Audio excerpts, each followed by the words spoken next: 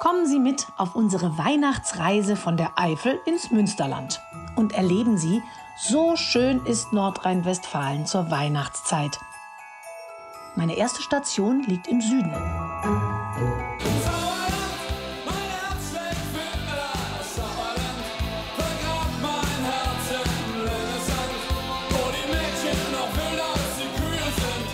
Ach ja, das schöne Sauerland. Und erst recht jetzt zur Weihnachtszeit. Wir machen uns auf zu den Christkindern auf den idyllischen Weihnachtsmärkten im Süden Nordrhein-Westfalens. Da warten Bergbesteigungen auf uns, die man wahrscheinlich nicht vergessen wird. Und auch andere Weihnachtsvergnügen, die es sonst nirgendwo gibt. Ja, die Sauerländer. Ziemlich wild, aber auch sehr traditionell. Ich freue mich auf alte Weihnachtsbräuche in Bioqualität.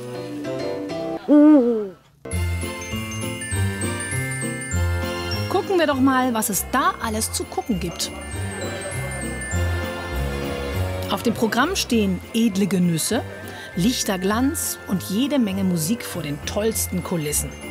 Heute feiern wir bei Wunderschön Weihnachten im Sauerland.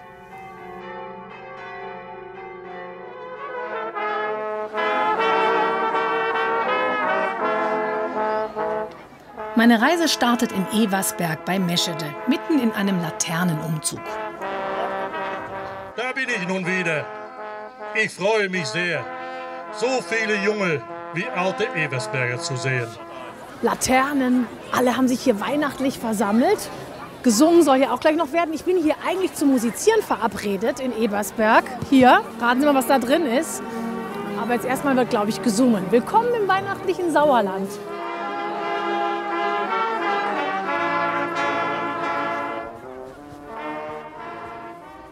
Jetzt suche ich den Proberaum. Ach Gott. Ich weiß nicht so genau, ob ich jetzt richtig bin, aber es könnte. Tag auch. Bin ich hier richtig? Nicht interessant hier. Das muss man aber auch wissen, dass man hier durch die Schreinerei durch muss. Selbstverständlich, hör mal. Hör mal, oh, da ist der Rest der Bande. Ja, guck, da sitzen Tag. sie alle. Tamina. Genau. Jupp. Friedel, hi. Friedel. Heuersheiner. Heuersheiner. Seiner. Ja, wenn der Wind weht, gehen wir geradeaus. Wenn alles Kopf steht, gehen wir geradeaus. Und wenn wir immer geradeaus gehen, dann kommen wir irgendwann im Sauerland ganz bestimmt auch wieder an. Und wieso heißt ihr jetzt Tversprake? Das muss man jetzt mal überhaupt als erstes mal klären. Ihr seid ja hier so ein Kult schon im Sauerland. Im übertragenen Sinne heißt das Querkopf. Und das so ein passt für bisschen. uns ein bisschen, ja. Passt das so ein bisschen? Für alle drei? Ja. Da machst du nix, selbst mit Englisch oder mit Latein, werde ich ewig ein Sauerländer sein. So, okay, das heißt, ihr habt ein Weihnachtslied geschrieben zum allerersten Mal. Und da kann man jetzt Geige zu brauchen. Auf jeden Fall. Und die Idee ist, wir probieren das jetzt mal Wir zusammen. probieren das einfach mal. Der Saal ist gemietet, die Show schon ausverkauft. Und jetzt ich mit meiner Geige. Was für ein Abenteuer. Geht schon, oder? Okay. Genau, einfach Also legt mal auf los. Ich versuch Einfach mal mit das und dann Genau. Sing du mal ein bisschen mit. Nee, vorher nicht. Mit dem Christbaum ist ja nicht viel los. Der ist treu und viel zu groß. das wird schon. Nee, vorher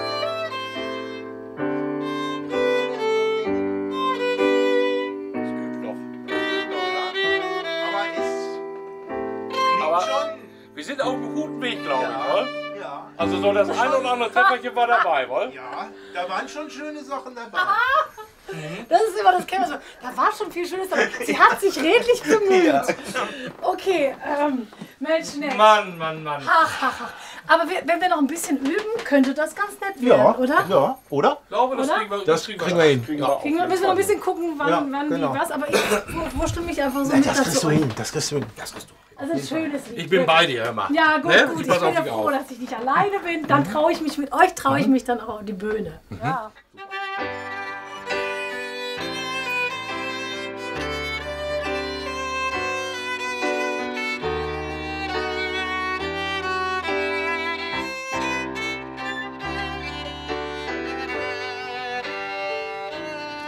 Fliegen ist schöner. Und von oben sieht man gleich, Sauerland ist Tannenbaumland. Die Gegend ist bekannt für ihre kargen Böden und genau deshalb gedeihen die Tannen hier besonders gut. Über 10 Millionen Weihnachtsbäume gehen von hier aus in alle Regionen Deutschlands. Da liegt es nahe, dass man sich von hier einen Baum mitnimmt, wenn man schon mal da ist. Ich fahre zu einer besonderen Tannenbaumplantage in Schmallenberg.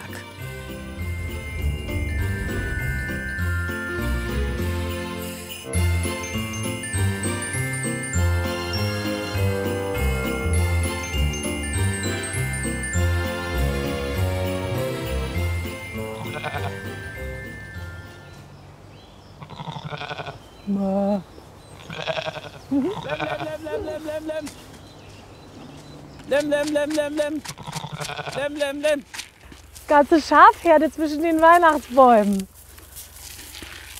Tag, Herr Schulte-Göbel. Guten Tag, Frau Kallert. Mensch, da komme ich ja genau richtig. Ja, ist richtig. Weihnachtsbäume und Bäume, soweit das Auge reicht. Was haben denn die Schafe mit den Bäumen zu tun?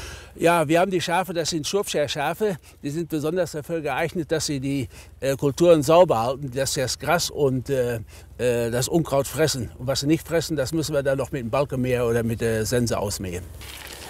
Das heißt also, die Schafe ersetzen jetzt sozusagen das Unkraut-Vernichtungsmittel, was man ja sonst manchmal braucht bei den Tannenbäumen. Das ist richtig so. Wir setzen schon seit über 20 Jahren auf Biobäume ohne Einsatz von Spritzmitteln. Alle Mann aufsitzen! Sehr zu empfehlen und ein beliebtes Familienevent vor Weihnachten, Tannenbaumschlagen direkt vor Ort. An allen Wochenenden im Advent, erzählt Herr Schulte-Göbel, kann man auf seinem Hof Bio-Tannen in der Schonung aussuchen und selbst schlagen. Dazu gibt's Glühwein und Erbsensuppe. Übrigens, Männer finden ihren Baum viel schneller, meint Herr Schulte-Göbel, wenn ihre Frauen nicht dabei sind.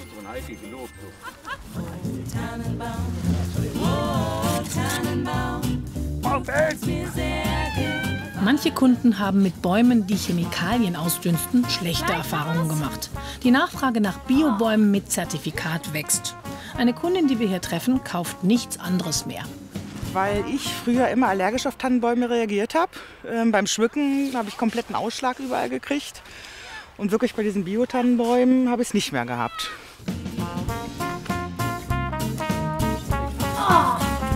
Geschafft. Der ist knapp 2 Meter. Juhu!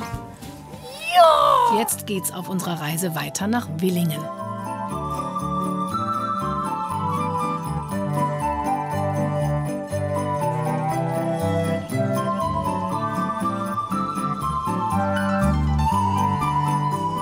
Das Sauerland ist ja das Land der 1000 Berge.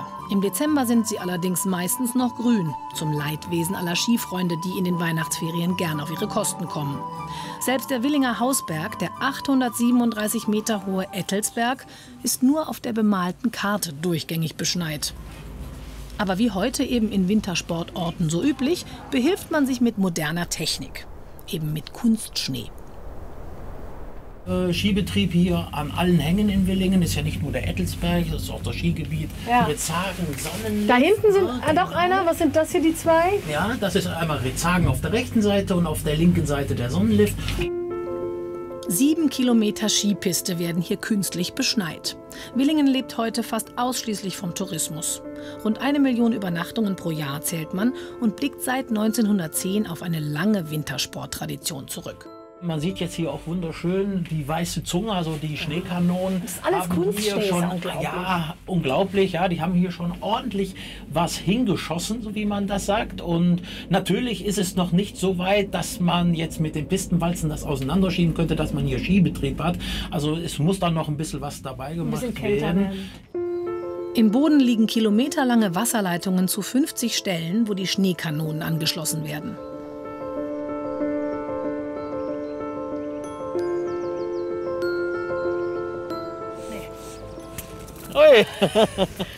Und wenn der Schnee schon mal da ist, sollte man ihn auch benutzen. Knietief. Vorsicht. Ich bin ein bisschen friedlich.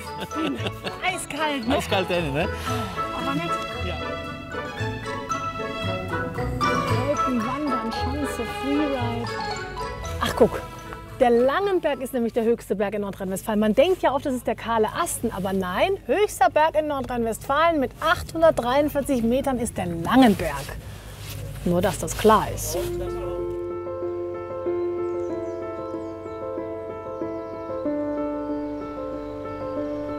Neben dem Hochheideturm befindet sich ein Gewässer, das aussieht wie ein idyllischer Bergsee. In Wirklichkeit ist das aber das Wasserreservoir für die Schneekanonen. Über 50.000 Kubikmeter Wasser warten darauf, verschossen zu werden.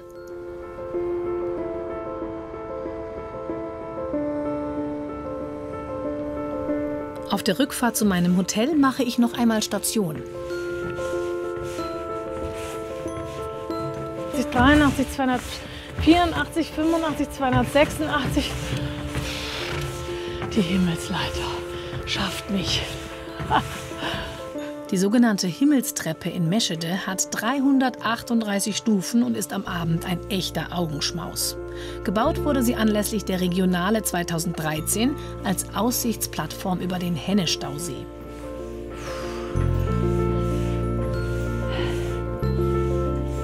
Sie soll den Ort und den See quasi miteinander verbinden.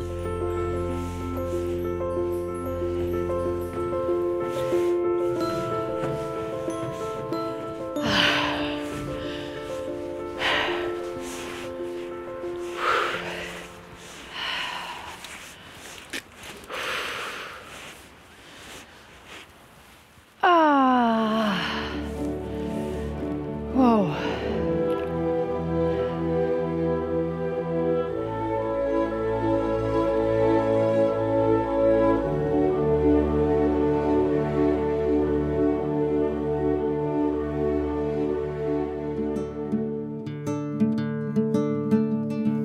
An einer Schleife der Ruhr, da wo sie noch ganz jung ist, liegt die Verwaltungsstadt Arnsberg mit ihrer auf dem Berg gebauten historischen Altstadt. Dort habe ich mich am nächsten Tag mit den 3 Jungs verabredet.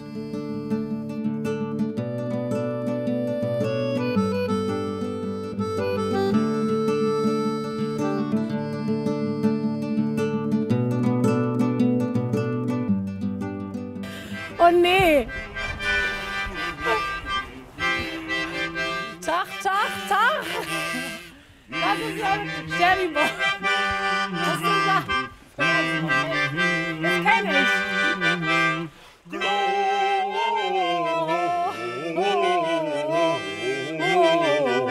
Gloria in excelsis Deo. Gloria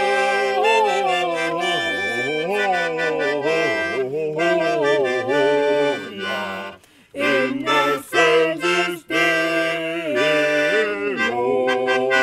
Ach, ist das wieder nett. Egal wo ihr seid, ist sofort Ist immer was Tamtam, los, oder? ne? Genau. Okay, und das ist gleich das denkwürdige. Was ist das? Hirschberger Tor. Gibt es da was zu sagen? Das ist ganz kurios. Das haben die Arnsberger den Hirschbergern geklaut. Oh. Ja, das stand nämlich früher stand das in Hirschberg. Was sagten sie für die Hirschberger nochmal? Wilddiebe wohl? Ja, genau. So. Und da haben sie das nämlich geklaut. Das war über so ein Lustschloss oder so. Nacht- und Nebelaktion. Ja. Zack, war's Jetzt weg. ernsthaft? Ja, da haben sie denen das geklaut Und und, hier wieder bupp steht's aufgebaut. hier. Ja, und die Hirschberger sind immer noch sauer. Und die Arnsberger freuen sich. Wahrscheinlich. Oder? Genau. Gut. Wo gehen wir lang? Da runter. So Richtung. Nehmt ihr mich so direkt so in der Mitte? Hier so in der Mitte? So. Sehr schön. Unser Rundgang führt vorbei an der Kirche St. Laurentius, in der für eine kurze Zeit einst die Gebeine der heiligen 3 Könige verwahrt wurden. Dann gehen wir durch das sogenannte Klassizismusviertel über den Neumarkt mit der Auferstehungskirche auf den Alten Markt.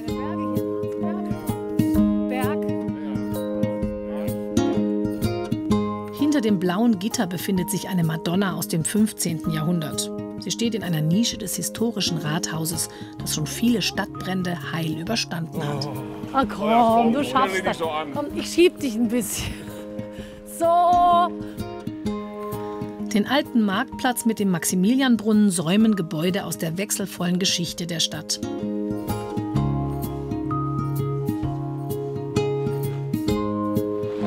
Rechts vom Glockenturm das Haus zur Krim, in dem einst Arnsbergs Hexenrichter lebte.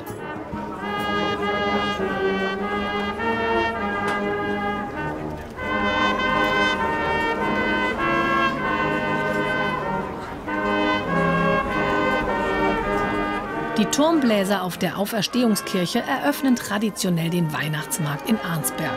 Wir sind dabei. Das ist überhaupt der absolute Hit. Hallo!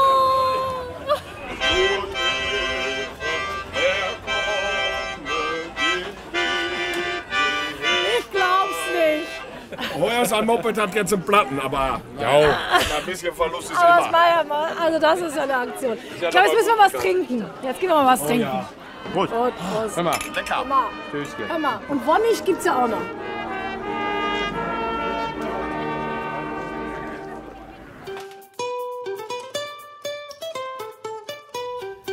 Jetzt geht's nach Soest, das ja im Mittelalter zu den bedeutendsten Hansestädten Europas gehörte. Wussten Sie das?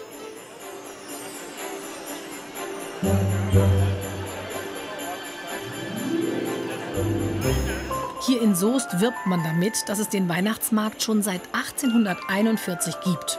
Der Beweis? Eine Ankündigung aus dem damaligen Soester Kreisblatt. Aha.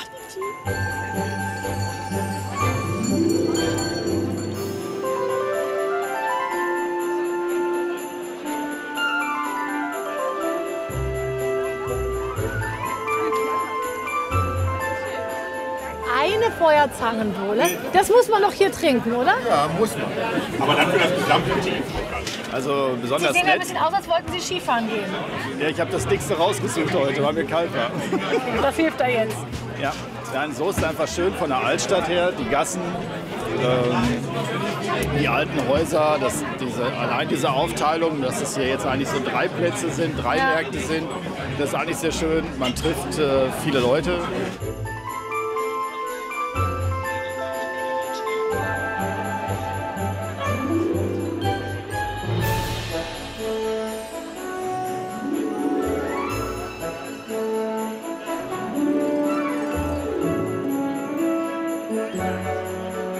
Was für ein Lichterglanz! In der Giebelspitze des barocken Rathauses steht der Schutzheilige der Stadt, St. Patroklos von Troyes. Den Namen dieses römischen Märtyrers trägt auch der mächtige Dom, der aus Grünsandstein gebaut ist. Der Dom von Soest ist ein Besuchermagnet. Allein zur Weihnachtszeit kommen jedes Jahr 80.000 Besucher hierher, um die westfälische Krippe zu bestaunen, in der das Weihnachtsevangelium mit vielen kleinen Geschichten drumherum erzählt wird.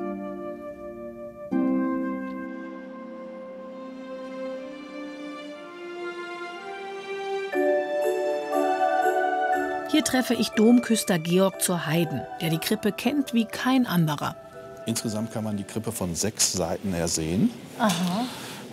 Wir sehen hier vorne den Josef mit dem Esel. Ach, da ist der Da Esel ist der jetzt. Josef mit dem Esel, genau. Dahinter ist Maria mit dem Verkündigungsengel. Und sie sind ja auf der Reise. Sie sind ja auf dem Weg nach Bethlehem und sie machen hier Rast. Und als Kind waren die Figuren der Krippe einer meiner liebsten Spielkameraden. Glaube ich sofort. Denn wer konnte schon mit dem Esel spielen von Maria und Josef? Kaum einer. Natürlich hat das meinen Eltern sehr viel Sorgen bereitet, dass auch ja nichts passiert. Und er hat leider schon die eine oder andere Macke bekommen durch das Spiel. Aber er ist Gott sei Dank noch. Ganz geblieben, heil geblieben. Das ist ja die westfälische Ideallandschaft hier, oder? Ja, so könnte es gewesen sein in Bethlehem, wenn Bethlehem in Westfalen gewesen wäre. Mein Vater hat mit der Krippe angefangen. Mein Vater ist mein Vorgänger, auch hier als Küster. Und ich bin so als Kind mit hineingewachsen. Und immer, wenn wir unterwegs waren, irgendwo, dann gab es mal ein Töpfchen, eine Schale. Und so ist das immer weitergekommen.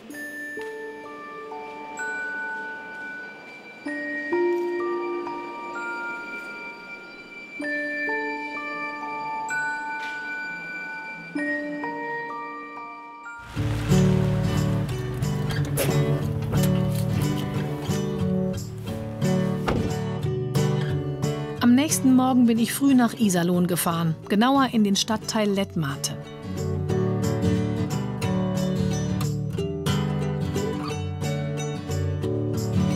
An dem Bahnhofschild sehen Sie schon, was es hier Besonderes gibt. In Lettmate ist die berühmte Dächenhöhle.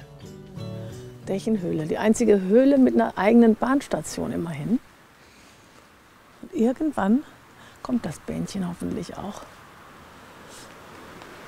Verabredet bin ich hier mit einem Musiker-Urgestein. Rainer Hensch von der legendären Rockband Zoff ist in Lettmate aufgewachsen. Das ist es. Das berühmte Sauerlandlied.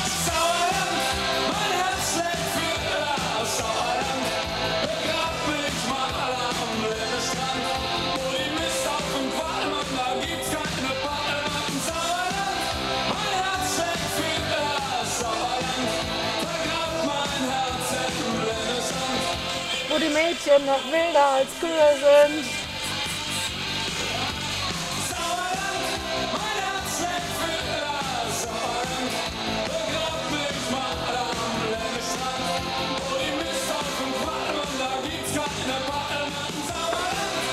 Da geht nicht auf. Hallo. Tag. Ich freue mich. Ich auch. Ich habe mich schon gerade eingegroovt mit dem Sauerland. Ja. Wo die Mädchen wilder als Kühe sind. So, sagt man so. Sagt man so. Ich bin tiefenentspannt. Ja, das ist gut. Ich auch. Instrument gleich ja, mit? Ja, natürlich. Wollen wir erstmal irgendwie ein bisschen rein, gemütlich? Ja, okay. Gut. Rainer wohnt mittlerweile im hohen Norden. Aber in die Dächenhöhle geht er immer mal wieder gern. Vor allem, wenn dort was Besonderes los ist. Wie heute. Das ist eine andere Nummer. Tag. Ja. Was ich ja in der Schule noch gelernt habe, damals, was ich mir noch behalten habe, die haben das damals entdeckt beim Bau der Bahn. Da ist einem der Arbeiter ein Hammer auf einmal verschwunden, in ein Loch gefallen. Dann haben die in dem Loch gesucht nach dem Hammer. Ah, nee. Ja. Mensch. Siehst du? Das ist ja, das muss ja ein großer Moment gewesen sein. Ein bisschen eng. Oh, Vorsicht, Kopf. Das ist echt Höhle hier. Und hier ist es natürlich schon mal, ne? Das kenne ich noch von früher. Instrument. Darf man gar nicht anfassen. Haben wir auch nicht gemacht. Schau mal schön. In der Adventszeit wird die Dächenhöhle zu einer ungewöhnlichen Konzerthalle.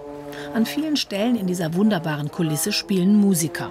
Manchmal kommen an so einem Tag mehr als 1500 Besucher. Oh. Das sieht aber toll aus. Und hier Lichtinstallationen, weihnachtlich.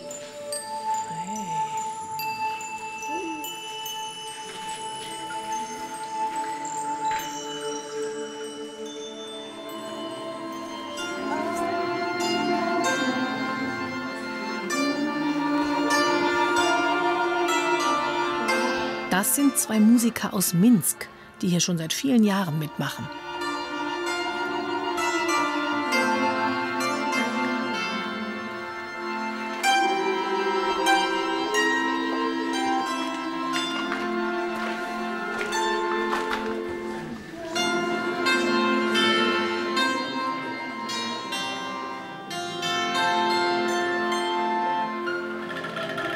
Eine Höhlenhalle weiter wird's exotisch.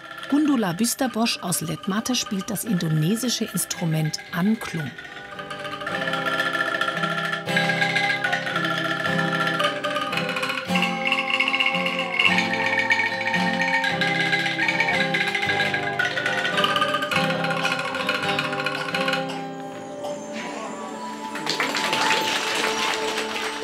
Nach gut einer Stunde ist der musikalische Rundgang beendet. Wir sehen wieder Tageslicht. Aber eigentlich können wir uns gar nicht losreißen von der tollen Atmosphäre. Ein schönes Endbild. Ha, siehst du, hast du das mal in der Weihnachtszeit erlebt? Und ich auch.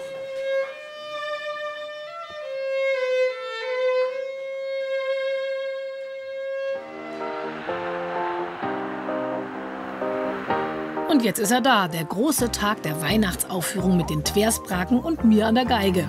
Ich bin spät dran.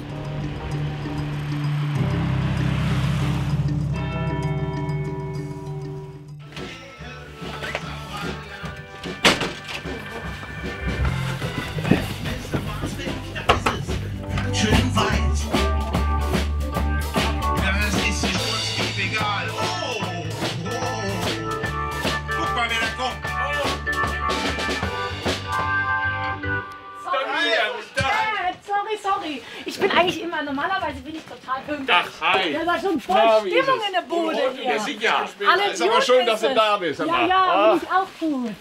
Seid ihr hier am Grad? Was ist das für ein wildes Lied hier? Ja, aber Nichts Weihnachts. da haben wir mal weihnachtlich. überlegt, wie viele Worte du brauchst, um im Sauerland klarzukommen. Dann haben wir sie aufgeschrieben, gezählt und dann waren es 5. Kehr, Woll, hör mal und Sauerland. Und davon haben wir ein Lied gemacht. Ui, hey, ihr seid ja der Hammer. Ja, sag ich Okay. dir. Ja, ich pack mal aus, macht mal weiter. Ich hör mal ein bisschen. Hast du hin. denn geübt? Sogar auf dem kahlen Asten. Sowas habe ich Ja, noch nie gemacht. im Schnee. Oben, nicht Schnee, aber 0 Grad und 800 Meter oder noch mehr, ne? Blick über den Nebel und dann ich mit meinen Weihnachtsweisen. Oh, Mein Herz kam aus. Ich sag es euch. Vom Himmel hoch. Schön. So, Sollen wir denn das Weihnachtslied noch mal machen? vielleicht schon. Kurz vor dem Konzert wollen wir unser Lied noch einmal durchspielen. Geht, ne?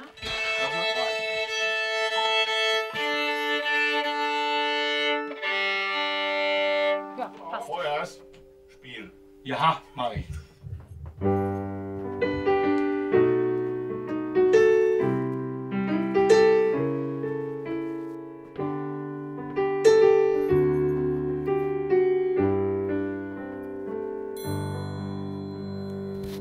Draußen schneit's und ich denk mir, okay, letztes Jahr war das auch noch mehr.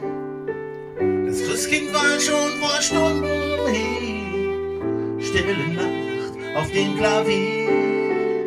Früher sah sie noch anders aus. Spritzgebäck im Fachwerkhaus.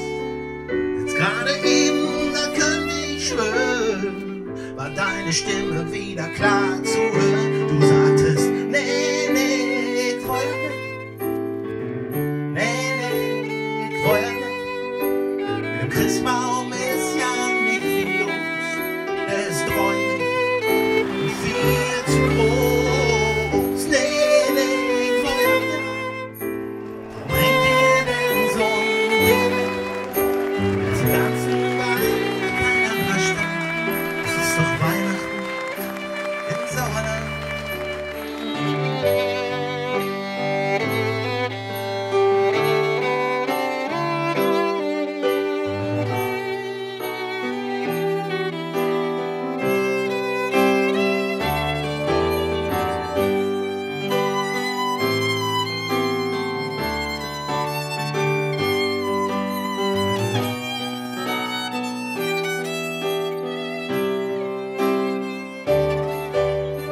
Nee, nee, ich wollte nicht. Nee, nee, ich wollte nicht. Mit dem Christbaum ist ja nicht viel los. Der ist treuge und viel zu groß. Nee, nee, ich wollte nicht. Nee, nee, ich wollte nicht. Das Herz besiegt oft den Verstand. Frohe Weihnachten im Sauerland.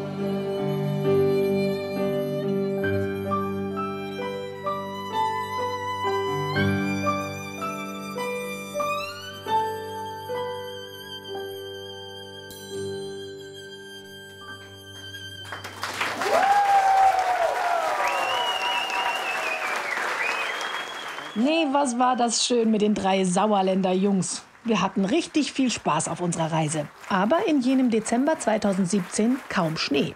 Da hatte meine Kollegin Andrea Griesmann ein Jahr später mehr Glück. Willkommen in der Eifel, wo es diesmal besonders schön weihnachtet. Ich mache eine Weihnachtssendung und es schneit. Ist das nicht klasse? Herrlich außerdem die romantischen Orte, wo Weihnachten duftet und gut schmeckt. Es gibt Rezepte aus guten alten Zeiten und Klassiker aus der englischen Krimi-Tradition. Mann, ist der schwer. Und wirklich schön, der bringt Kinderaugen zum Funkeln. Und natürlich stehen die schönsten Weihnachtsmärkte der Eifel auf dem Programm, wo die Lichter glitzern und die Elfen tanzen.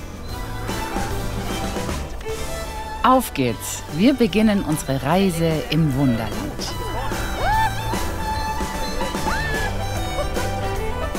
Wir sind zu Weihnachten in der Eifel.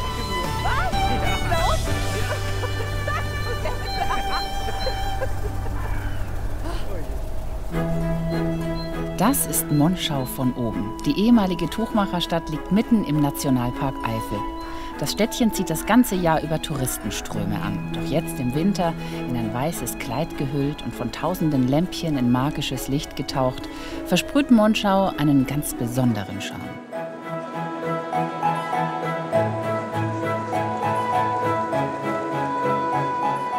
Ich bin verabredet mit Fotograf Niklas Köhn, der sich hier gut auskennt. Denn er hat schon viele schöne Bilder von der Gegend und auch von Monschau gemacht. Unser erster Weg führt uns in eine Bäckerei. Denn im ganzen Aachener Land, also auch in Monschau, gibt es... Printen auf jeden Fall, ja. Ja. Ja.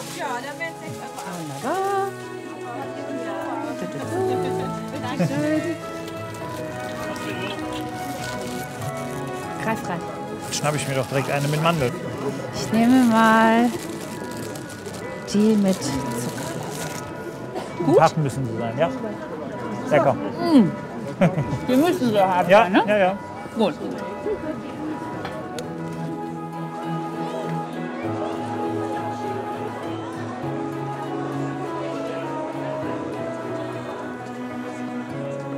In Monschau fließen Perlbach und Ruhr zusammen, genau an dieser Stelle. Und Niklas Köhn zeigt mir seine liebsten Motive in der Stadt. Wie viele Bilder hast du schon von Monschau? Von Monschau Hunderte auf jeden Fall. Mhm. Also ich wähle natürlich dann immer auch aus. Von diesen 100 Fotos nutze ich dann vielleicht wirklich 5 oder 6. Ja.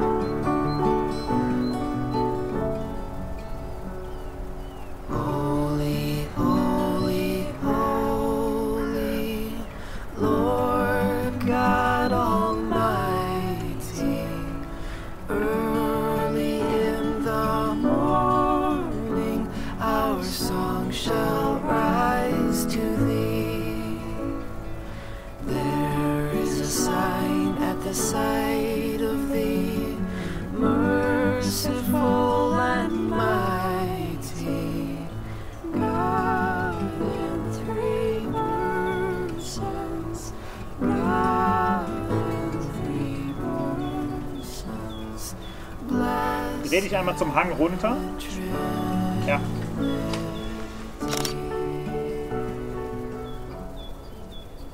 Was macht denn die Eifel in der Vorweihnachtszeit so schön? Also es ist vor allem die Ruhe natürlich, die man in der Eifel findet. Gerade zur Weihnachtszeit, viele Menschen bleiben drinnen. Und das ist dann die Zeit, die ich nutze, morgens und abends, um Fotos zu machen. Im Schnee, im Nebel, bei schönem Licht. Also das ist, ja, warum die Eifel mir in der Vorweihnachtszeit so besonders gefällt.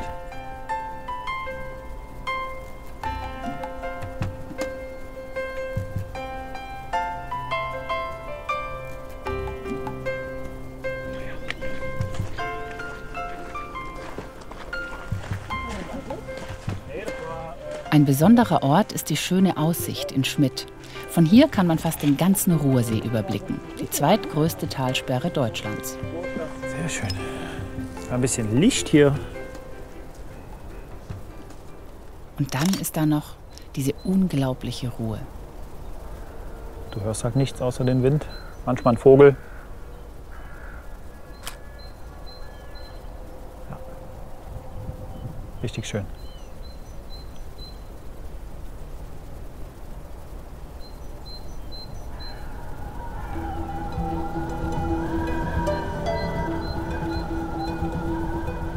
Aus dem Wind wird an diesem Tag noch ein richtiger Sturm.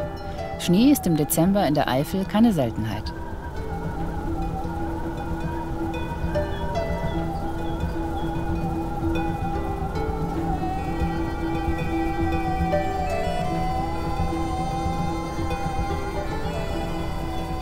Ich bin unterwegs zu Ralf Kramp, der in seinem urgemütlichen Haus heute den echt englischen Plum-Pudding herstellt.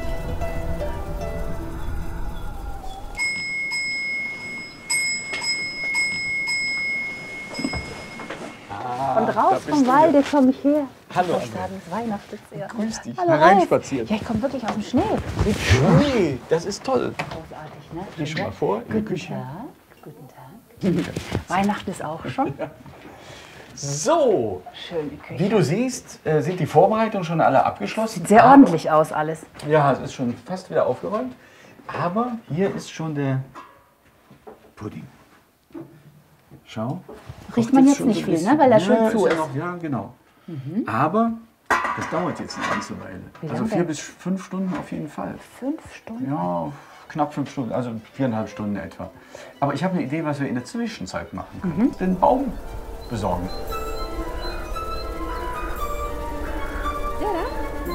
Ich hab's ja erst nicht geglaubt, welchen Baum sich Ralf und seine Frau Monika ausgewählt haben. 6 Meter muss er wohl sein, haben die beiden ganz lässig gesagt. Wie transportiert man so ein Riesenteil? Und wie stellt man ihn im Zimmer auf? Was das wohl gibt? Mensch, wenn der das jetzt wüsste. Eigentlich dachte ich ja, ich komme da schön zum Plum-Pudding essen, weißt du? So Das ist doch schön. warmes Getränk, heimelige Ja. Küche. Albern. Jetzt zerren die mich hier ins Schnee und Eis. Andererseits ist das ja der perfekte Wintertraum. Na, wo fällt der dann? Damit keine Missverständnisse aufkommen. Die Bäume entlang dieses Waldwegs sind vom Förster freigegeben. Und der Herr mit der Säge ist ein Forstmitarbeiter, der beim Fällen hilft. Ja. Ah, bumm. Super.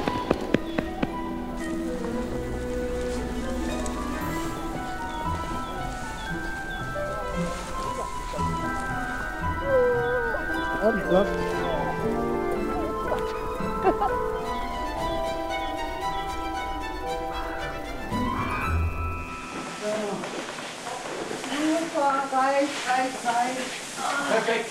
Perfekt. So. Ich glaube es nicht. Der passt wirklich hier rein? Ja. Gut, gleich.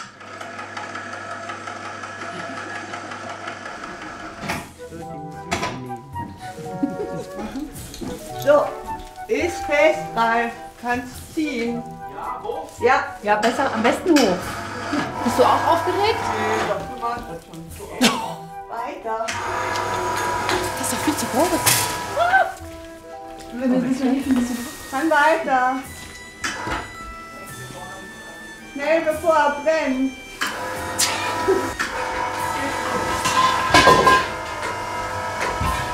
Bitte komm. Stopp. Man könnte ihn auch hängen. Ist ja auch was sehr Außergewöhnliches. Runter. Stopp.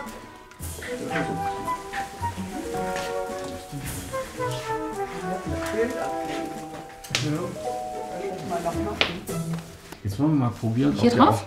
auch so stürzen geht. Wie viele hast du denn schon gemacht? Pro Jahr mache ich etwa 10 Stück ungefähr. Also bist du sehr Also erfahren. ja, mittlerweile. Ah, guck mal, der kommt ja doll raus. Prima. Und?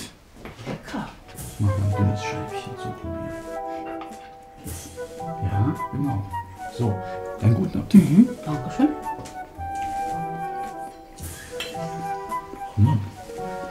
Ein bisschen wie warmer Stollen. Ja, oder? Ja. Genau, ja. Lecker. Also hat durchaus was Stollenmäßiges. Mhm.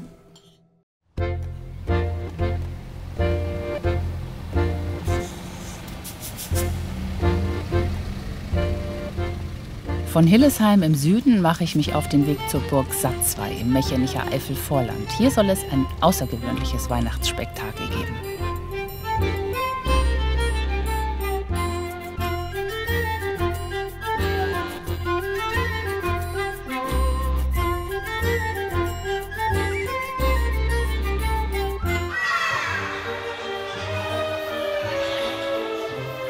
Magische Wesen bevölkern in der Vorweihnachtszeit die Burg Satzwey. Elfen und Gnome treiben ihr Unwesen.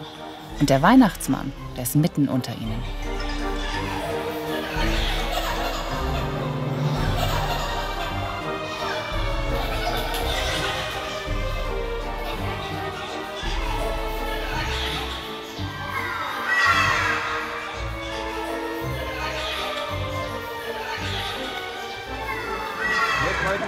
Ach, da ist sie ja schon. Hallo, Andrea Griesmann. Freut mich sehr. Hallo. Ja, Patricia Gräfin Weißel zu Gümnich, die Hausherrin. Genau, ja. Schön, dass wir da sein dürfen. Sehr gerne. War das Ihre Idee mit diesem amerikanischen? Genau, ja. Meine Mutter ist Amerikanerin und ich habe gesagt, dass wir bei der Burgweihnacht einen Teil machen, der amerikanisch ist. Und ja, es ist halt eine schöne amerikanische Tradition. Ne? Ein bisschen kitschig natürlich, aber alles halt auf diesen Hof auch nur beschränkt. Gleich nebenan wird's nostalgisch. Die historische Burgweihnacht auf Satzwey, erzählt Gräfin Patricia, gibt's schon lange. Hier nehmen mittelalterlich anmutende Handwerker, aber auch Kauf- und Spielleute die Besucher mit auf eine Reise in die Vergangenheit.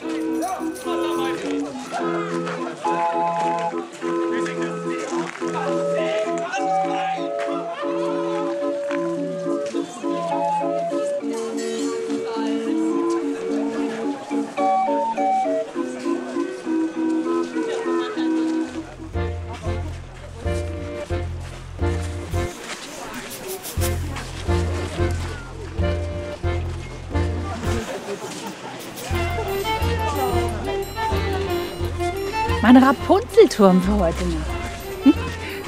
Man kann auf Burg Satzwey auch übernachten. Das will ich mir nicht entgehen lassen. Eine Nacht als Burgfräulein. Hier, Zimmer 6. Nikolauszimmer. Oh, ist auch alles in Rot. Super. Nee, Zimmer Gräfin Adeline. Guck mal. War bis 2010 Wohnzimmer der Gräfin. Oh, was für eine Ehre. Sehr schön. Oh, und die Vitrine. Und das ist mein Lieblingsplatz, das sehe ich schon. Und jetzt hier noch Weihnachtsmarkt. So klingt Weihnachten im Mittelalter.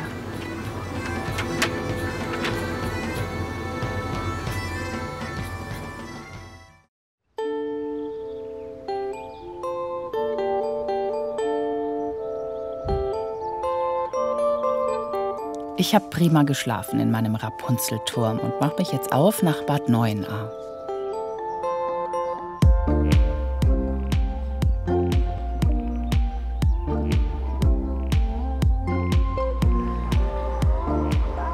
Die Autobahn führt über beeindruckende Talbrücken.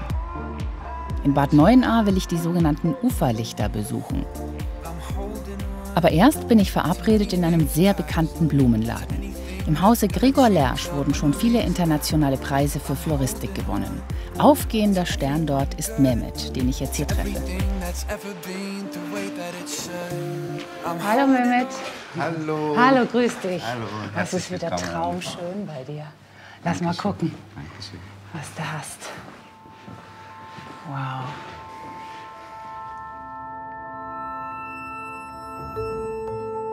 Das ist Weihnachtsdekoration vom Feinsten. Hier werden echte Trends kreiert, die weltweit Furore machen.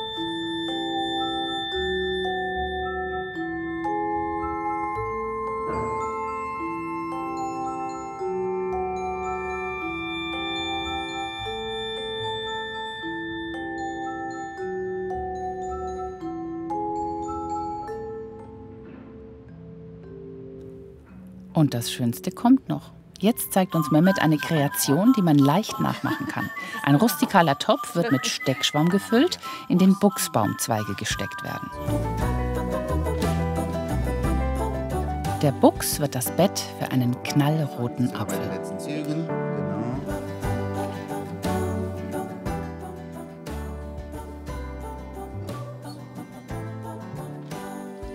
Und dann kann nach Herzenslust dekoriert werden. Mit kleinen Kugeln, Schmuckbändern, Girlanden oder was sonst noch so im Haus ist.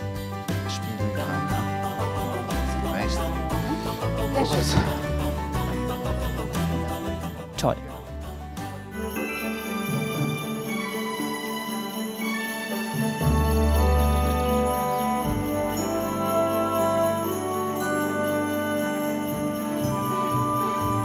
Die Uferlichter sind ein ganz besonderer Weihnachts- und Wintermarkt, den es seit 2004 gibt.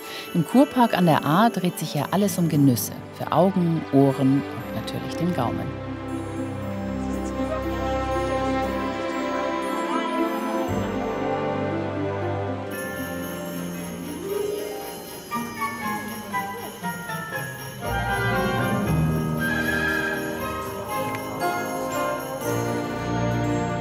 Deko-Objekte hier stammen übrigens alle aus dem Hause Lersch, wo Mehmet arbeitet.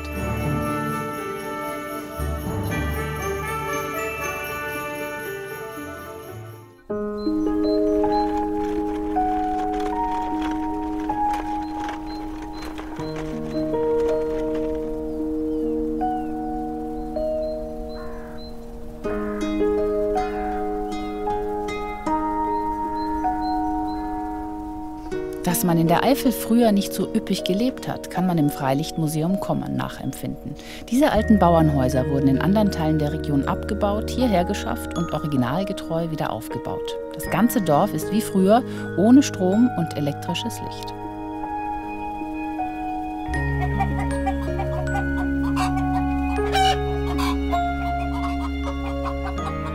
Besucher können hier an allen Tagen des Jahres vorbeischauen und dabei erleben, wie alte Handwerkstechniken traditionell ausgeübt werden.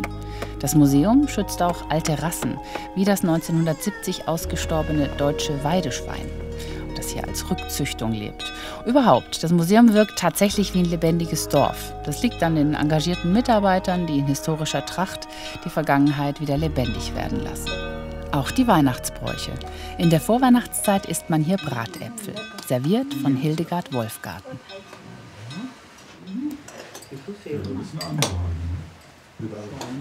Nur so, damit das mal wisst. Zum perfekten Bratapfel hier bei uns im Museum gehört dieses hausgemachte Quittengelee und ein paar Rosinchen und das ist alles. Eine gute Apfelsorte, wir haben diesmal Elster. Und die Kombination mit dem Gelee und den Rosinen, das macht es aus. Zum Herbst, wenn die Quitten reif sind, mache ich das Gelee hier selbst speziell für unsere Bratapfelaktion. Normalerweise gab es nur den Bratapfel, der wurde so ohne alles auf den Herd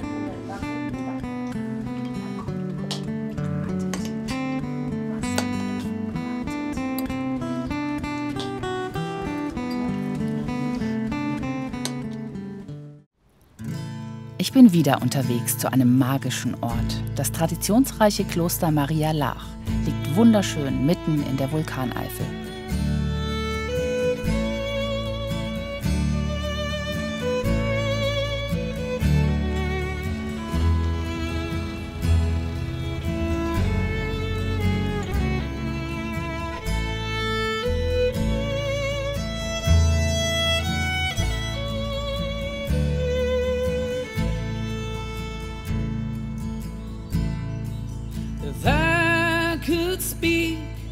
With angels' tongues, but had no love, I would be numb. If we had a faith that could move mountains, but had no love, would still be numb.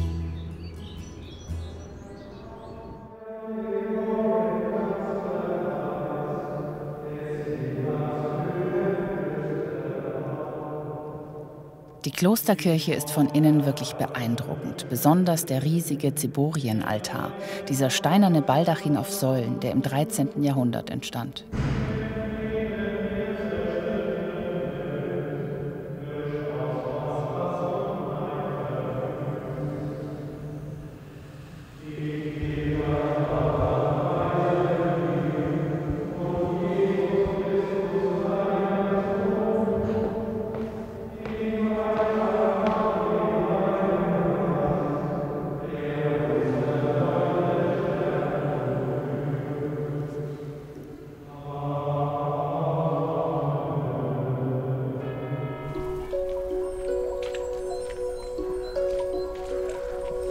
Es gibt hier auch eine eigene Werkstatt, wo man an Buchbindekursen teilnehmen kann. Ich habe mich für einen angemeldet.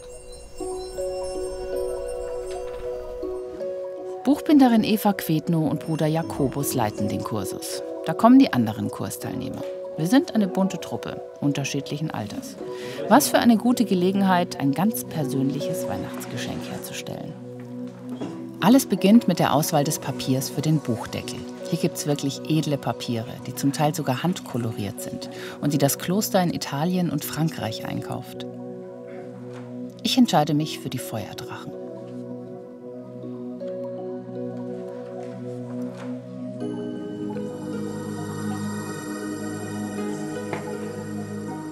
Ruhig ein bisschen tiefer rein. Um die Buchseiten zu binden, wird jedes Blatt einzeln gelocht und vernäht.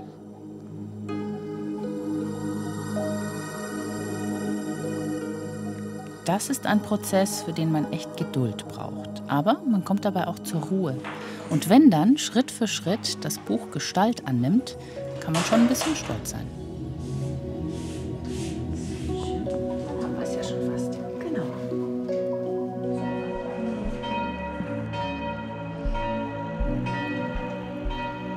Am Abend des 13. Dezember findet in dieser Kirche eine besondere Messe statt.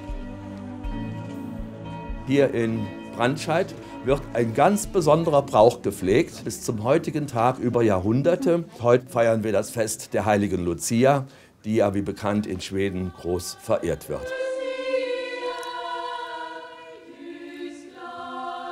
Die historische Lucia soll um 300 in Syrakus gelebt und nach der wundersamen Heilung ihrer Mutter ihr Leben in den Dienst von Jesus gestellt haben. Aber wahrscheinlich ist der Brauch älter als das Christentum und war zu vorchristlicher Zeit vermutlich ein Fest zur Wintersonnenwende. Und eine kleine Lucia haben wir auch heute Abend hier. Die steht auch im Mittelpunkt, aber nicht nur. Es werden die Luzienfäden gesegnet. Das sind rote Fäden und das hat einen besonderen Hintergrund. Lucia, die Lichtträgerin, die Leuchtende, will bei Gott für uns Fürsprache einlegen, damit die Menschen von bösen Krankheiten verschont bleiben.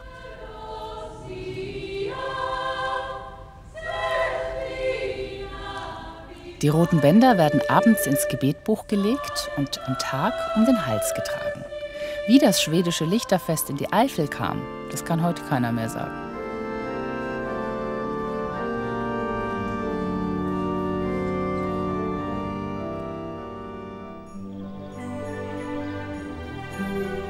Am östlichsten Zipfel der Eifel, nahe Andernach, direkt am Rhein, liegt die schöne Burg Namedy. Das ist mein nächstes Ziel. Die 700 Jahre alte Ritterburg wurde im 18. Jahrhundert zu einem prächtigen Barockschloss umgebaut und kam Anfang des 20. Jahrhunderts in den Besitz eines Zweigs der Hohenzollern. Heide von Hohenzollern, die Witwe des 2001 verstorbenen Prinzen, lebt heute mit Tochter und Enkeltochter in dem Schloss.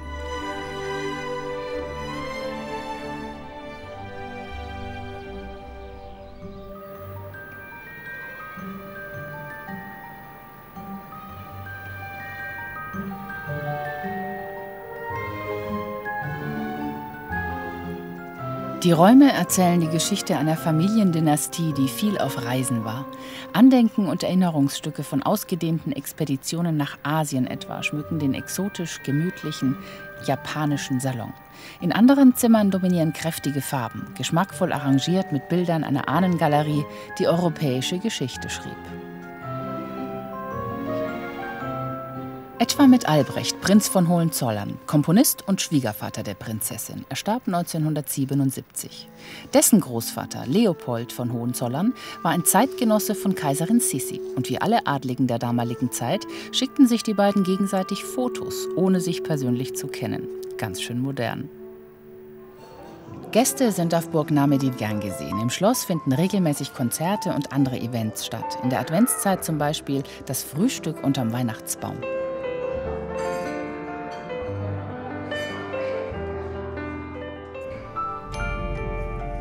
Der Abschluss meiner Reise durchs Winterwunderland Eifel steht kurz bevor. Jetzt noch ein Höhepunkt: die Stadt Karls des Großen.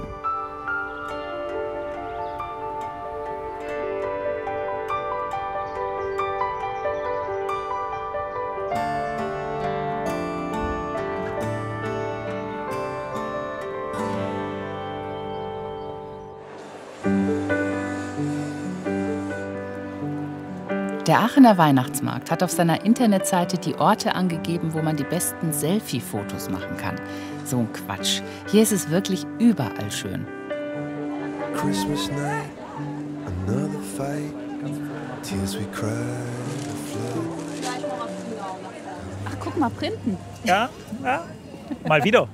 Da gibt es ja wahrscheinlich einige Stände. Ja, ne? auf jeden Das ist ja Fall. der Klassiker. Das gehört dazu. Ja. Also 5, 6 Buden gibt es auf jeden Fall. Wir schauen hier gerade zu, wie die sogenannten Domspitzen gemacht werden.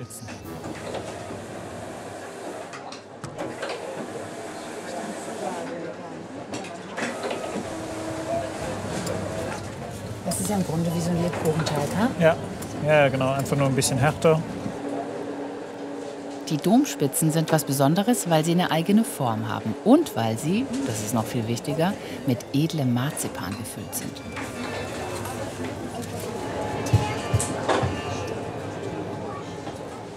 Im Teig stecken 3 Sorten Zucker und die Gewürze Anis, Nelke, Koriander, Zimt und Piment. Printen halten lange, weil weder Milch noch Ei drin ist. Ich glaube, die macht das öfter. Sieht ganz so aus, ja. Hast du eine Lieblingssorte Printen? Ja, einmal entweder mit weißer Schokolade überzogen und Nüssen. Die sind dann aber relativ hart. Aber auch diese Domspitzen hier mit der Marzipanfüllung. Das ist zu Hause sehr gerne. Ne? Ja, genau. Die sind ein bisschen weicher und wirklich lecker. Ja.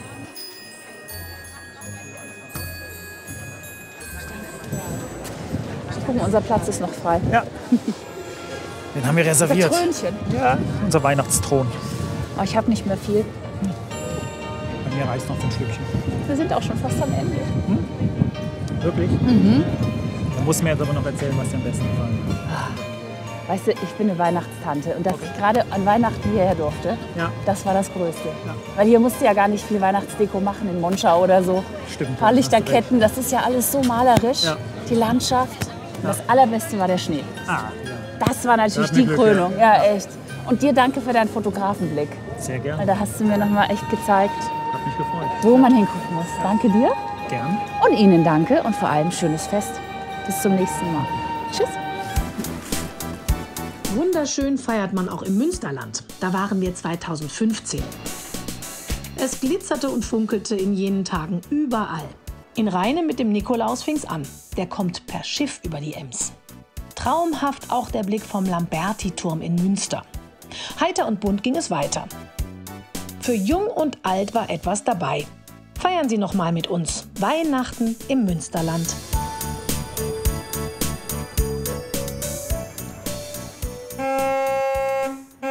Wir sind mitten in Münster an der Lamberti-Kirche. Vom Turm oben wird wie eh und je getutet. Doch seit kurzem hat diesen Job erstmals eine Frau übernommen. Das ist Martje Sallier. Sie hat den höchsten Arbeitsplatz hier in Münster auf 75 Metern Höhe, hier im Turm der Lamberti-Kirche. Hier ist sie Türmerin und hier beginnt unsere Reise durchs weihnachtliche Münsterland. Martje, ich glaube, das ist dein erstes Weihnachten, was du hier oben im Dienst verbringst, ne? So ist es. Das erste Mal, ganz spannend. Das ist total spannend. Und was gehört genau zu deinem Job? Das Schöne ist diesmal, dass ich diese ganzen wunderbaren Lichter von hier oben sehe. Normalerweise halte ich Ausschau nicht nach Lichtern, sondern nach Bränden. Heute noch? Das ist auch heute noch, seit dem Mittelalter, seit 1383 meine Aufgabe. Und nach Feinden soll ich auch gucken. Schon mal was entdeckt? Ja, es gab schon einen Unterholzbrand, den habe ich als Erste entdeckt und gemeldet. Von hier aus? Während ich das gesehen habe und noch nicht wusste, was ist da eigentlich passiert. Es stand nur fest, es war ein Brand. Dann musste das Gefahrensignal getutet werden. Das ist ein ganz besonderes Signal. Das kann ich nicht vormachen, das gibt es nur bei Gefahr. Dann tutest du von hier oben und dann hört das die Feuerwehr und zieht los, oder wie? Zuerst rufe ich die Feuerwehr an. Was reizt dich an dieser doch einsamen und teilweise auch kalten Arbeit? Tagsüber das Gesellige und abends eben dieses Schreiben des Internetblogs. Facebook-Seite gehört auch dazu. Man muss einfach noch gucken, wo man Leute begeistern kann für dieses Amt und für diese wunderschöne Stadt. Und wo kannst du das begeistern? Wenn ich das bei Facebook schreibe, dann mache ich das zum Beispiel so, was ich gerade eben sehe hier vom Turm. Oder der Blog heißt direkt vom Turm gebloggt.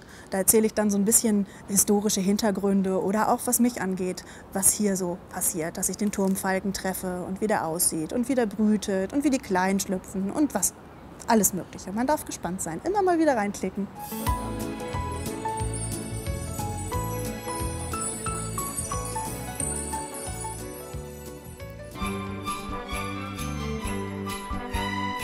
Seit 1954 kommt der Nikolaus mit dem Schiff über die Ems. Denn der heilige Mann ist auch der Schutzpatron der Seefahrer und Reisenden. Deshalb hat sich diese Tradition entwickelt. Begleitet von Fackeltauchern nähert sich der Nikolaus.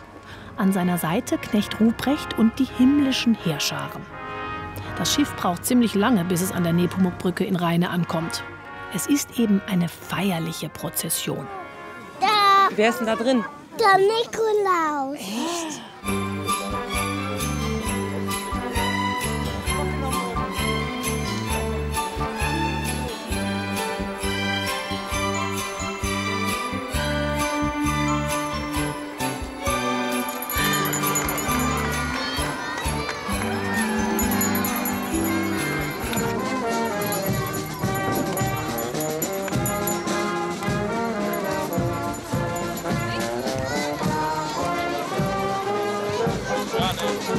Nun endlich beginnt die Prozession durch die Innenstadt von Rheine bis zum Weihnachtsmarkt.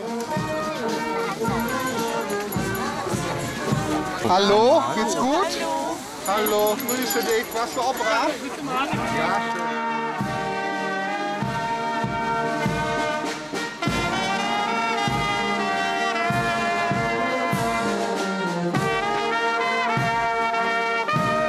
Die Engel verteilen Süßes. Das freut nicht nur die Kinder.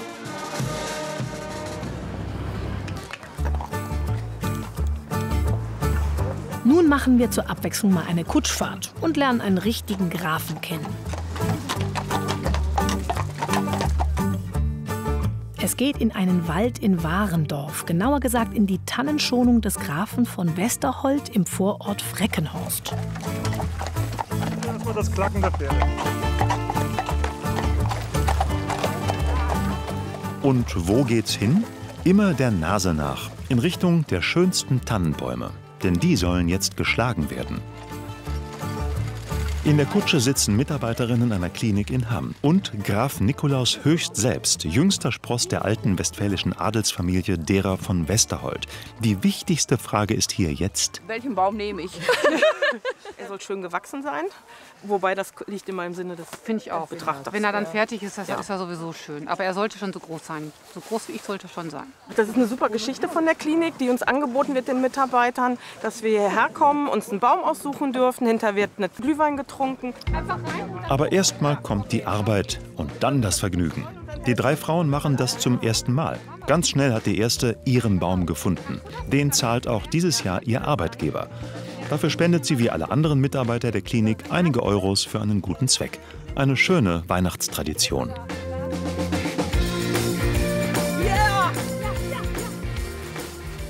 Wir lassen immer größere Gruppen, zum Beispiel als Weihnachtsfeier, in die Schonung kommen.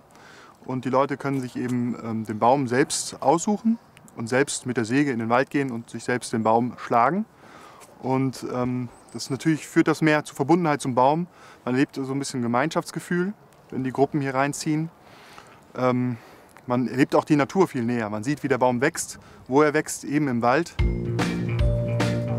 Und wo wächst der Weihnachtsbaum für die beiden Kolleginnen? Ja, ich glaube, das kommt von hier sogar dran hier. Ihr macht das gut. Also ich habe so nach der Größe so ungefähr geguckt und fand jetzt hier nicht schlecht, dass er so ein bisschen nicht ganz so wuchtig ist, weil er kommt so in so eine Ecke. Und dann kann die große Box von meinem Mann auch noch gut stehen. Und wir beide sind zufrieden. Ihr habt schon, ist schon gut. Warte mal, ich halte mal. Ein bisschen noch. Und ein Wort zur Deko. Mein Weihnachtsbaum ist wie jedes Jahr in Rot, weil Rot ist für mich die Weihnachtsfarbe. Ich habe auch einen Adventskranz in Rot, dann passt auch der Baum dazu.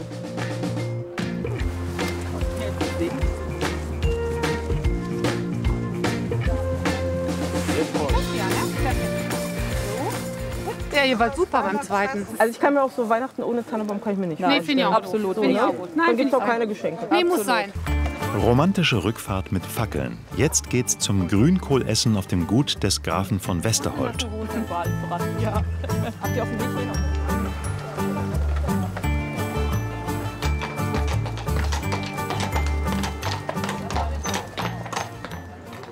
Wir bleiben in Warendorf. Das ist der Weihnachtsmarkt hier. Er heißt das Warendorfer Weihnachtswäldchen und ist sehr berühmt im Münsterland, weil er so romantisch ist. Die Händler hier lieben ihren Markt. Ich mache das hier jetzt mittlerweile seit 10 Jahren. Das ist Stoffdruck, was ich hier jetzt so als kleines Hobby angefangen habe, mittlerweile ein bisschen ausgebaut habe hier für das Weihnachtswäldchen. Und es ist immer wieder eine schöne Gelegenheit, hierher zu kommen, weil es einfach eine schöne familiäre Atmosphäre ist. Man kennt sich unter den Ausstellern und von daher ist es immer ganz witzig dann auch. So eine kleine Auszeit vom normalen Alltag.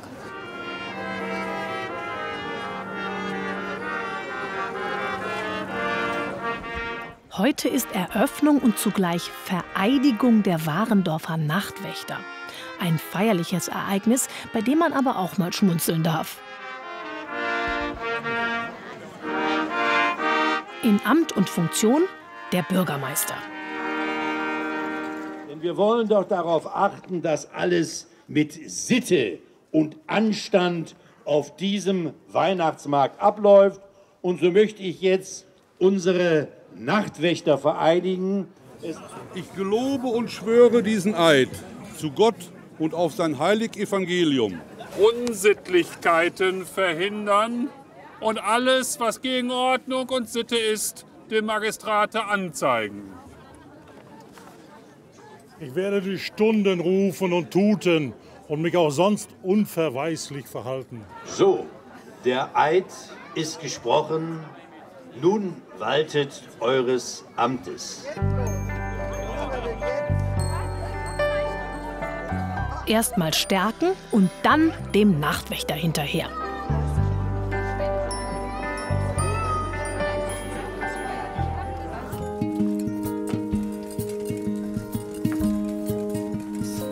Hört ihr Leute, lasst euch sagen, es hat grad 6 geschlagen. Verschließt die Türen und verlöscht das Licht und hütet euch vor dem Gesindel aus Köln und Kattenfenne.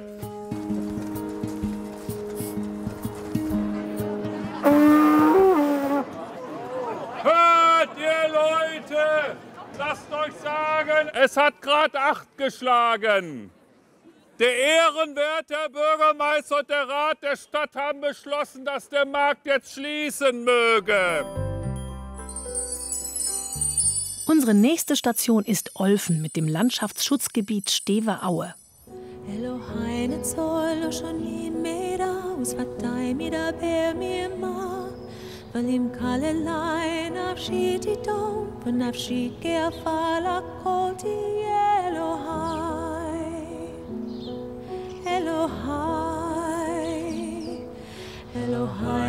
In der Auenlandschaft um die Stever leben nicht nur jede Menge Rehe, sondern auch Herden von Honigpferden, das sind polnische Wildpferde.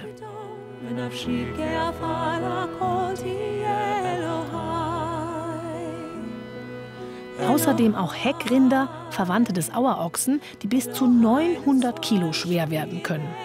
Die Landschaft wird seit 2002 renaturiert. Seitdem werden diese Tiere hier angesiedelt.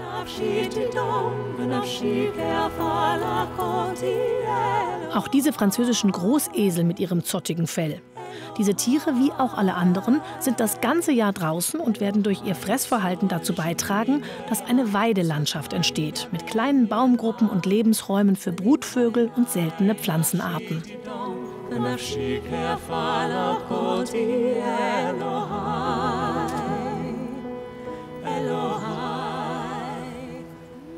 Glitzerblink, jetzt wird's ganz weihnachtlich.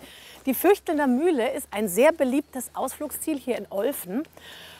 Gerade in der Weihnachtszeit will man hier unbedingt hin und wir haben auch viele Tipps von Ihnen bekommen fürs weihnachtliche Münsterland, zum Beispiel von der Ingrid Thiel aus Dortmund, die hat gesagt, die Füchtelner Mühle unbedingt besuchen. Auf Facebook hat mir gerade eben noch mal Peter Groneberg geschrieben, wir waren schon mehrfach da, ganz toll, gibt da so ganz besondere Zimmer da drin. Und unser Kameramann Tom war mit seiner Mutter schon hier, ist sehr begeistert, hat aber noch nichts verraten. Also ich bin wirklich sehr gespannt, was sich dahinter jetzt verbirgt.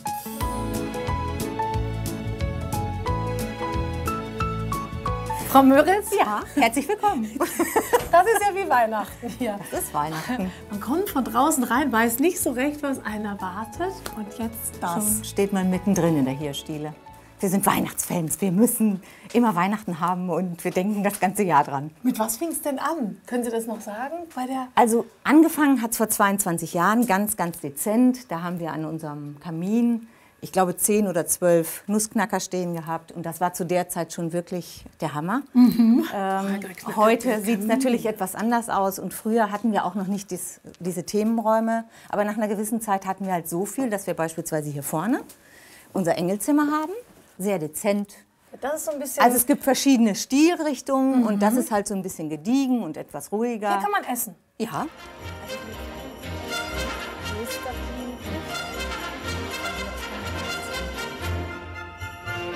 Durch die Hirschdiele und das Winnie-Puh-Zimmer geht es jetzt in den größten Raum der alten Mühle.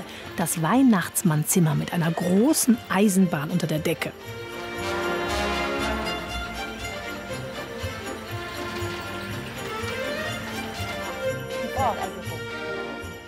Alles Weihnachtsmann, was man hier so sieht. Weihnachtsmänner und ein paar Weihnachtsfrauen. Wo sehe ich denn Hier eine vorne Gucken, ob wir eine beispielsweise, hier Weihnachtsfrau rechts entdecken. an dem Fenster. Mit einem Mützchen auf. Richtig. Natürlich auch ein Weihnachtsmann als Koch.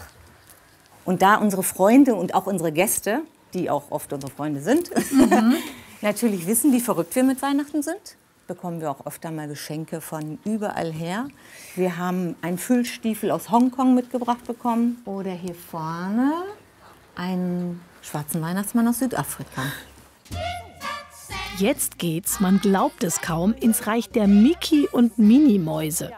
Also, das ist unser Weihnachts-Mickey-Maus-Zimmer mit über 600 verschiedenen weihnachtlichen und winterlichen Mickey-Mäusen. Annemarie Möritz beginnt bereits im Oktober, ihre Gaststuben weihnachtlich zu verwandeln. Da werden Kisten aus dem Lager geholt und Figuren ausgepackt. Ihr Mann baut dann neue Regale, setzt Spiegel ein oder zieht Leitungen für die Beleuchtung. 4 Tage und 4 Nächte braucht die Wirtin, bis allein das Mickey-Maus-Zimmer so ist, wie es ihr gefällt und wie es die Gäste kennen und lieben. Also mehr geht nicht. Nein. Das ist wirklich der Hammer. Ja. Wenn schon, denn schon.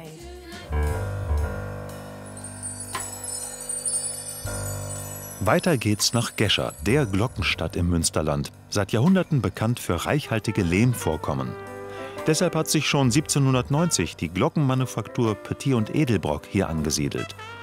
Mit Hilfe von Lehm wird auch heute noch die Glockenform gebrannt. Hier setzt man gerade Bronze für eine neue Glocke in den Schmelzofen.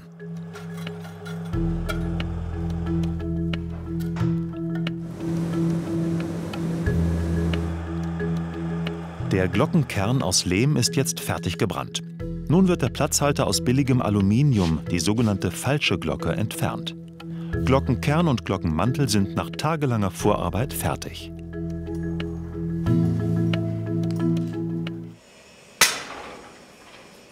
Dann werden Mantel und Kern der neuen Glocke in eine Stahlform gesetzt. Äußerste Präzision ist hier erforderlich, sonst hat die Glocke später keinen guten Klang. Nach vielen mühsamen Arbeitstagen ist es endlich soweit. Die glühende Bronze kann eingegossen werden.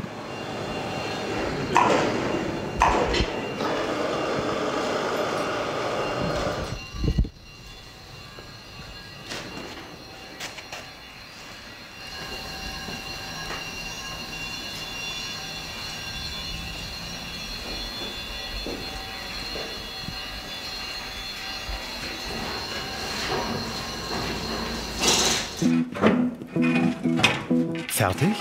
Noch lange nicht. Die Glocke muss in der Gussform erst 3 Tage lang abkühlen. Dann kann es weitergehen. Der gebrannte Lehm wird abgeschlagen und endlich kommt die Bronzeglocke zum Vorschein. Allerdings noch von gebranntem Lehm und Sand bedeckt. In dieser Kammer wird die Glockenform jetzt sandgestrahlt. Und zum ersten Mal kann das Rotgold der Bronze aufleuchten. Nach dem Polieren ist sie dann fertig. Diese und 11 andere gehen nach Namibia. Der Chef kontrolliert das Ergebnis.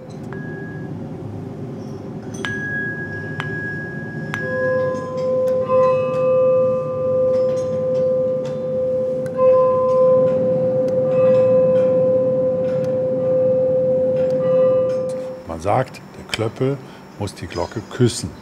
Das heißt also, wir sorgen dafür, dass der Anschlag nicht zu stark, nicht zu schwach ist, damit auf jeden Fall der Ton so kommt, wie wir ihn von einer Gescheraner Glocke auch erwarten können.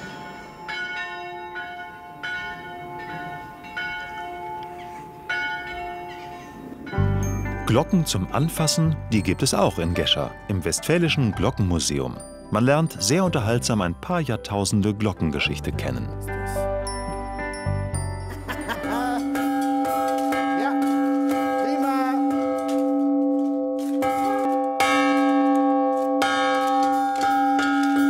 Also Glocken waren natürlich für viele Kulturen Signalinstrumente, also für alle möglichen Dinge, aber hatten immer auch eine weitergehende Bedeutung. Und die ist interessanterweise in fast allen Kulturen dieselbe.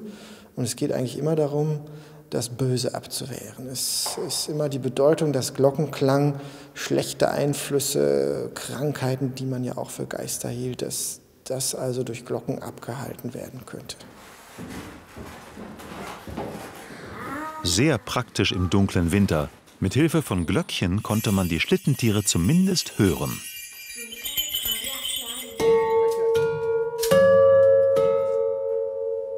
Habt ihr die Melodie erkannt? Das ist der Anfang eines Liedes.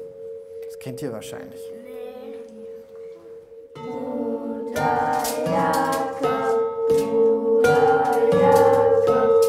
Schläfst du noch? Schläfst du noch?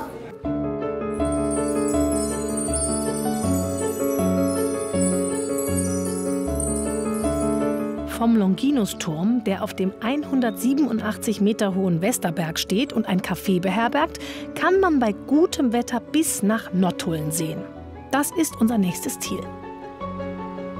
Die Pfarrkirche St. Martin in Nottuln stammt von Westfalens größtem Baumeister, Johann Konrad Schlaun. Nach einem Brand in der Mitte des 18. Jahrhunderts hat er Nottuln neu aufgebaut. Von ihm stammen auch die Adelssitze westfälischer Familien, die sich rund um die Pfarrkirche gruppieren.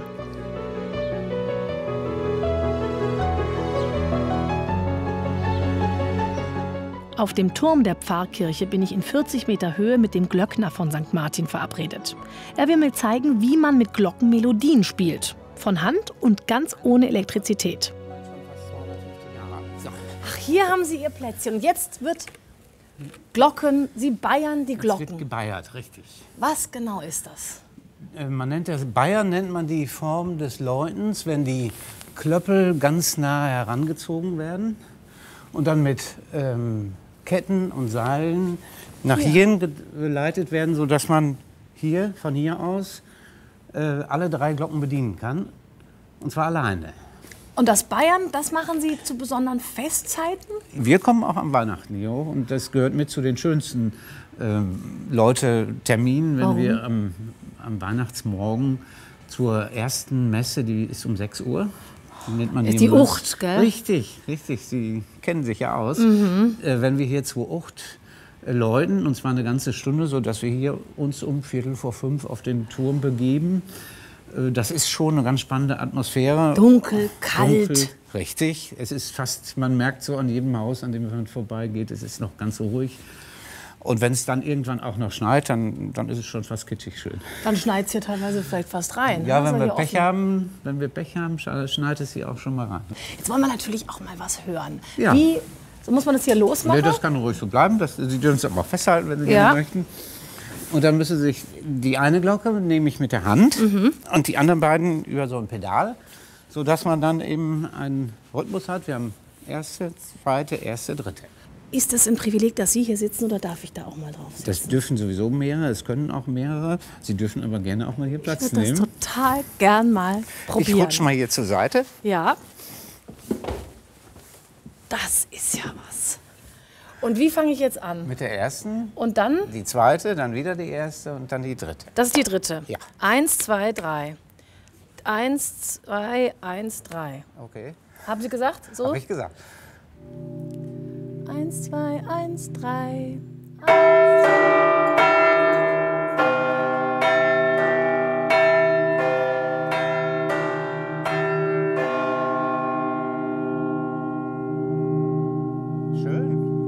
Schön. Mensch, erstes Mal Glockenbayern. Das hat was Erhebendes. Und Und die Nottulner denken, welches Fest habe ich verpasst? Ja. Was feiern wir heute? Gottesdienst haben wir.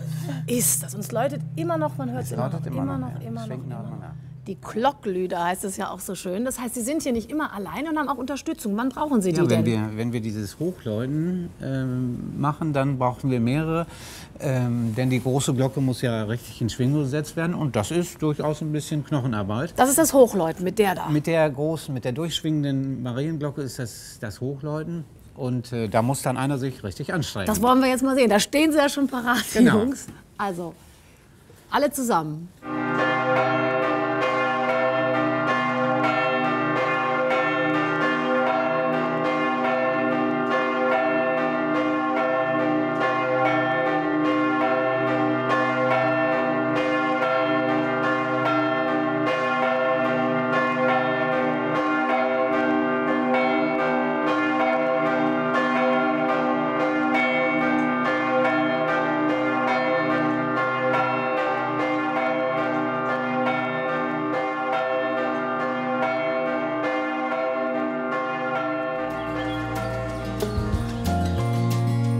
Unsere Reise geht jetzt in den Norden des Münsterlandes, nach Ibbenbüren.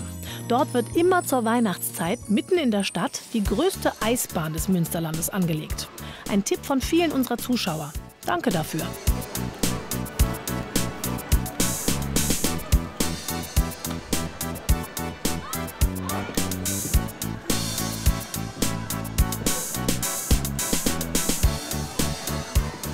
Ich kenne ja eigentlich nur die Eiskunstlaufschuhe. Mal gucken, wie weit ich mit denen hier komme. Mich erwartet Manni Leugering, der Eislaufen unterrichtet.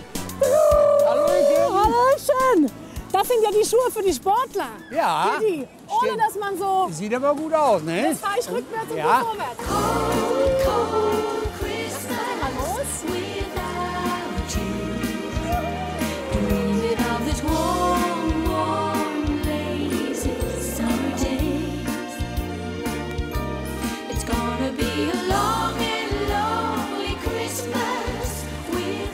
So, und jetzt der sterbende Schwan. Ja, ja.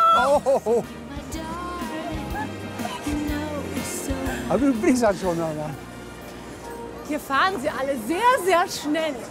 Die Kleinen und die Großen. Man muss echt aufpassen. Und immer nur schön in der gleichen Richtung. Sonst schwierig. Manni macht das mit mir. Komm, wir drehen noch eine Runde. Und zack. Oh. Jetzt ist der Schwan gestorben. Hilf mir bitte auch. Und einmal die Woche trainierst du hier Sonntags morgens, ja. den Nachwuchs. Also wer es Ja. noch lernen muss, geht zu Manni und der bringt es einem dann bei. Eine Stunde. Eine Stunde. Und dann sind wir alle Platz. Ja.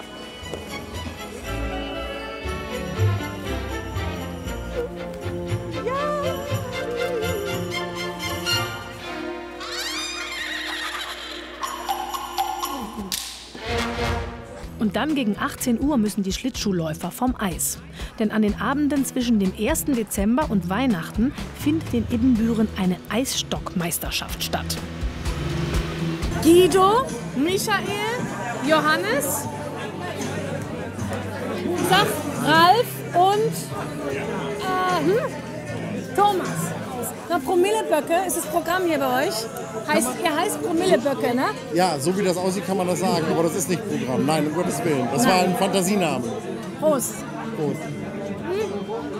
Aber Eisstockschießen und Trinken, das hat irgendwie so eine gewisse Verbindung, oder? Habe ich das den Eindruck? Gehört zusammen. Wobei ich dann nicht sagen würde trinken, sondern lieber gemütliches Beisammensein und das ein oder andere Bierchen. Okay.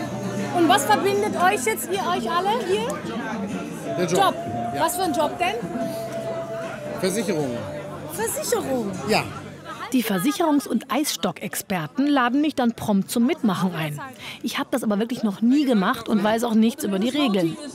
Gut, hast du gut gemacht. Gut. Siehst du das weiße Feld? Ja. Das ist besser eingekreist als das Ja. blaue. Das kann man nämlich ganz schlecht sehen. Da- So nah wie möglich an die Daube, aber in diesem Feld bleiben. In diesem Feld bleiben. Genau. Und wie viel Das schaffst du. Oh Gott. So auf Bahn Blau mit. Erster Einstock. Jawohl. Der Eisstock soll möglichst nah bei der kleinen schwarzen Daube landen. So viel habe ich schon mal verstanden.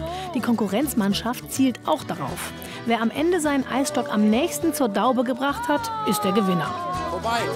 Ja! Hey! 5-0. So gewinnt man Spiele. 600 Mannschaften aus dem ganzen Münsterland nehmen an den Wettkämpfen teil. Am Ende winkt ein Pokal. Der sieht gut aus. Der sieht sehr gut aus.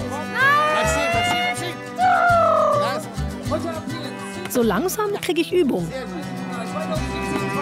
Sauber. Ha! Oh! Yes! Wie fein? Ja. Vorbei. Super! Hey! Das war gut!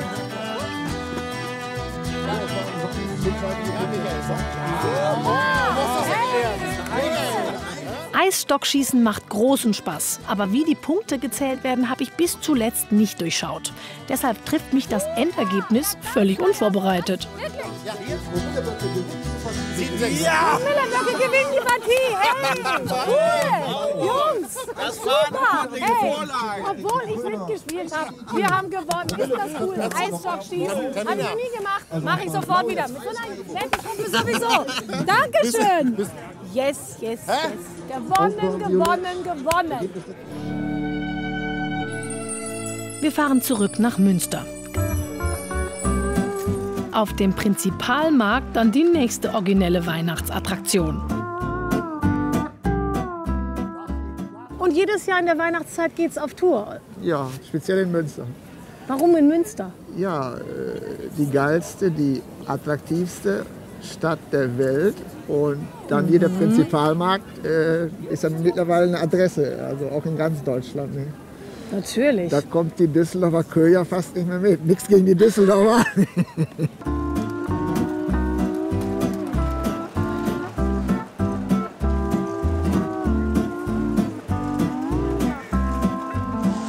Oh wei, oh wei, oh Weihnachtszeit. Oh wei, oh wei, oh Weihnachtszeit.